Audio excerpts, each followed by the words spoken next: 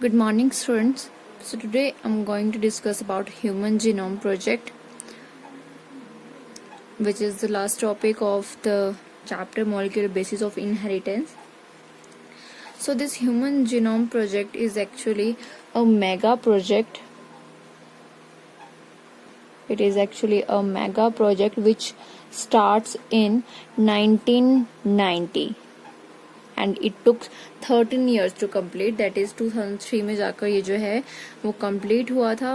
And there actually motive of this human genome project is to identify or we can say that the differences between the organism. ठीक है, जो भी एक organism है, ठीक है, each organism actually differ from each other by their height, by their size and by their weight.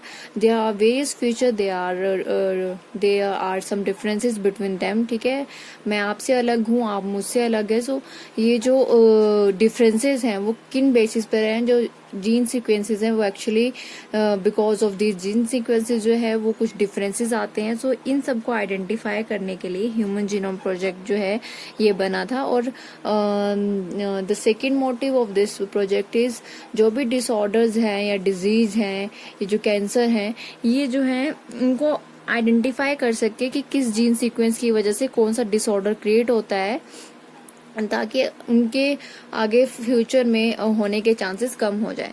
So the basic goal of this project is first of all identify all the approximately 20,000 to 25,000 genes in human DNA. तो सबसे पहला गोल था कि जो भी 20,000 25,000 jeans हैं human DNA में उन सबको आइडेंटिफाई करना. And second one is determine the sequence of the 3 billion chemical base pairs that make up human DNA. और सेकंड है कि जो बेस पेयर्स हैं, अराउंड 3 million बेस पेयर जो प्रेजेंट हैं that make up human DNA, उसको determine करना, उसके सीक्वेंसेस को डिटरमाइन करना. Third one is the store the information in databases. जो भी ये इंफॉर्मेशन है उसको डाटाबेसेस में स्टोर करना. तो मैंने आपको एक चीज़ नहीं बताई. जो ये ह्यूमन जीनोम प्रोजेक्ट है, ठीक है, अगर हम एक सीक्वेंस की बात करें, that each sequence has to be retrieve.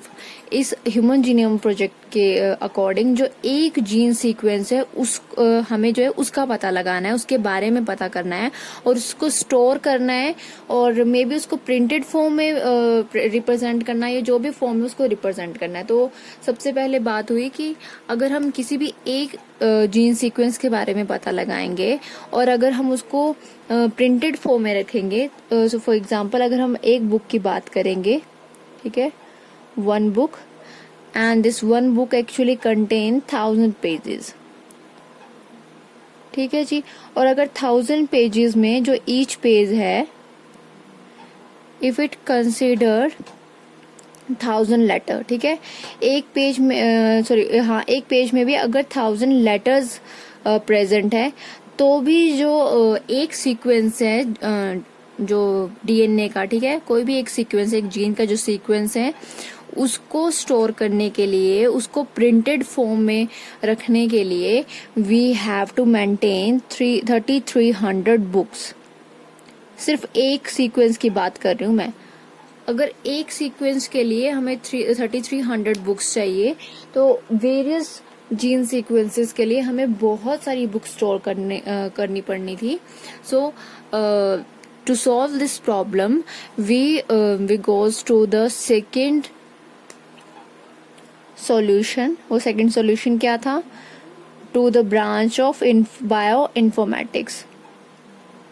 So bioinformatics क्या है? Bioinformatics is actually which deals with the storage of information of living organism.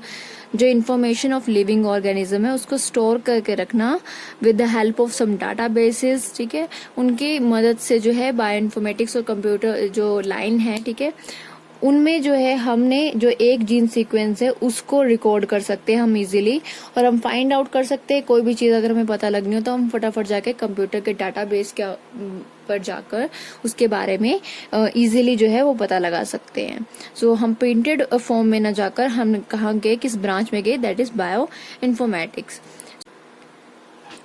It stores this information in databases. ठीक है, and improve tools for data analysis.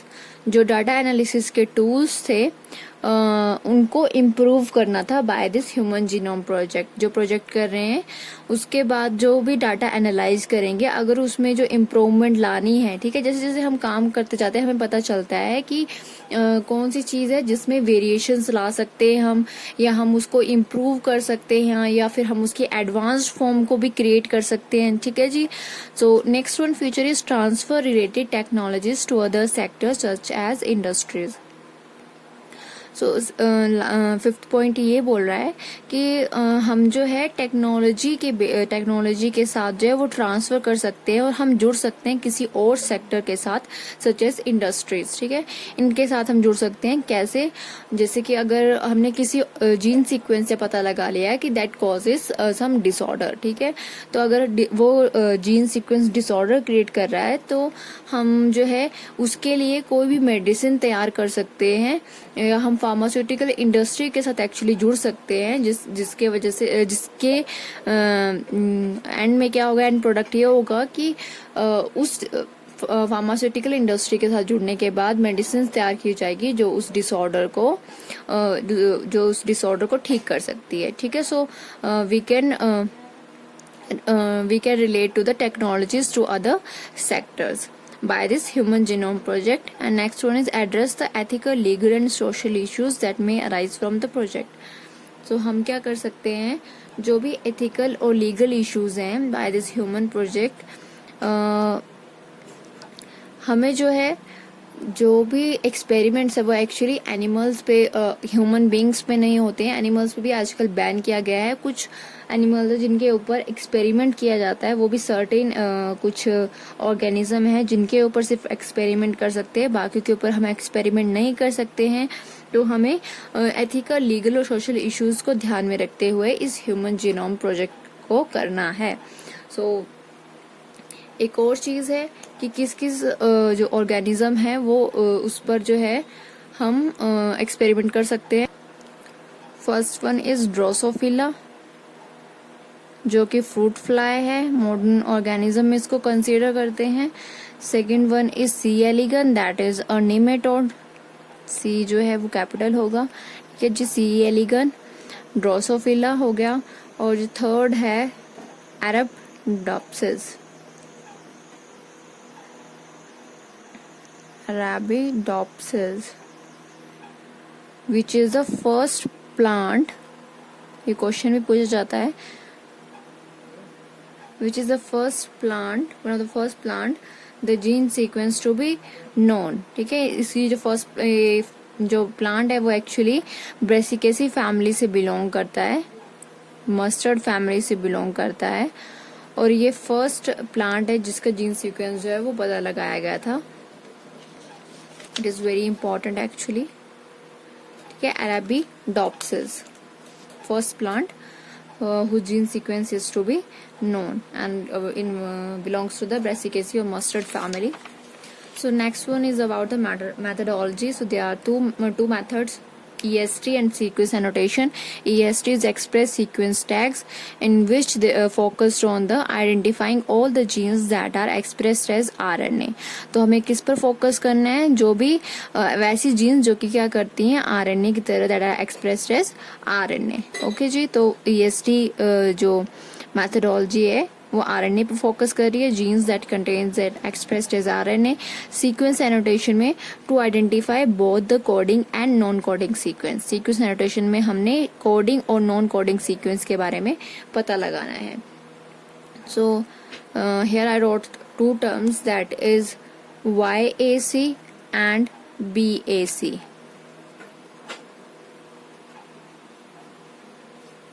YAC and BAC। तो ये जो YAC और BAC है, दैट आर एक्चुअली वेक्टर्स। और vectors क्या होते हैं, which carries the genetic information, okay, for example like a bus, bus में क्या करते हैं कुछ पैसेंजर्स, बस क्या करती है कुछ पैसेंजर को एक जगह से कैरी करती है एंड दूसरी जगह जाकर उसको जो है ट्रांसफर करती है, ठीक है। तो वैसे ही वेक्टर्स का काम होता है कि एक जगह से जेनेटिक इंफॉर्मेशन को कैरी करके दूसरी जगह पर जाकर ट्रांसफर करना, that is work of the vector. So there are two vectors, that is YAC, yeast, artificial chromosome, and second one is BAC, bacteria, artificial chromosome are used. Now the salient features of this human genome project are: the human genome contains 64.7 million base pair, that is 3164.7 million base pair. It contains million base pairs. हमने यहाँ पर बात की थी कि जो base pair है around 3 million base pair होंगे, ठीक है। तो वैसे ही ह्यूमन जीनोम के बारे में हमें पता चला कि जो ये बेस पेयर्स हैं that are actually 3164.7 million base pair and the average gene consist of 3000 bases. और अगर एक जीन की बात करें तो उसके पास 3000 बेसिस होते हैं। वो भी यहाँ पर एक एक्सेप्शनल केस है, that is the largest non human gene. इस जीन के पास जो बेसिस होंगे वो 3000 नहीं है, इसके पास बेसिस हैं 2.4 million basis and this largest non human genome is called dystrophin. It is also important. Dystrophin is the largest non-human gene which contain 2.4 million bases. Number 3 is that total number of gene is estimated as 30,000. जो total number of gene जो पता लगाई that are around 30,000 bases, 30,000 gene जो हैं वो present है और जो functions हैं that are unknown for over 50% of discovered genes. जो भी जीन्स प्रेजेंट है उसमें से सिर्फ हमें 50% जीन्स का फंक्शन पता है, अदर 50% जीन्स का हमें फंक्शन पता नहीं है। And less than 2% of genome codes for proteins. और जो एक जीनोम है, एक फुल जीनोम है, उसमें से सिर्फ 2%, मतलब 98% जो प्रोटीन के लिए कोड नहीं कर रहा, ओनली 2% जीनोम जो है that codes for protein. And chromosome 1 has most genes. इसके पास it contains most of the genes. chromosome 1 okay contains 2968 genes and Y chromosome, ठीक है जी, Y chromosome जो है वो एक्चुअली उसके पास जो है सबसे कम जीन्स प्रेजेंट है। It has fewest gene 231 genes है वो प्रेजेंट है। उसके बाद जो नेक्स्ट फीचर है, salient feature of this human genome project is scientist have identified about 1.4 million location where single base DNA differences. तो साइंटिस्ट ने क्या डिस्कवर किया कि एक ह्यूमन जीनोम में around there are 1.4 million location where single base DNA differences. DNA के पास जो डिफरेंस जो क्रिएट हो रहा है, ठीक है, ऐसी जो है 1.4 मिलियन लोकेशंस हैं जिसमें आपको डिफरेंस मिलेगा हर एक ऑर्गेनिज्म में। हर एक ऑर्गेनिज्म के पास जो डीएनए होगा वहां पर सर्टेन लोकेशंस हैं जो कि डिफर करती है from other organisms. So there are 1.4 million locations actually, and which are called SNPs, single nucleotide polymorphism, which is short termed as SNPs. And there are repetitive sequence. ठीक है, जो DNA है it actually contains more repetitive sequence. Repetitive sequence क्या होगा? For example this ATG। तो जो sequence है DNA का उसमें सबसे ज्यादा जो है रेपिटेटिव सीक्वेंस देखने को मिलते हैं। And this repetitive sequence are stretches of DNA sequence give information about the structure of chromosome and their dynamics. और ये जो रेपिटेटिव सीक्वेंस है इनका सिर्फ इतना सा काम है, इन्होंने क्या इंफॉर्मेशन प्रोवाइड करनी है about the chromosome, the structure of this chromosome and their dynamics. So this is about the Human Genome Project. I hope you understand about all of this information about the Human Genome Project.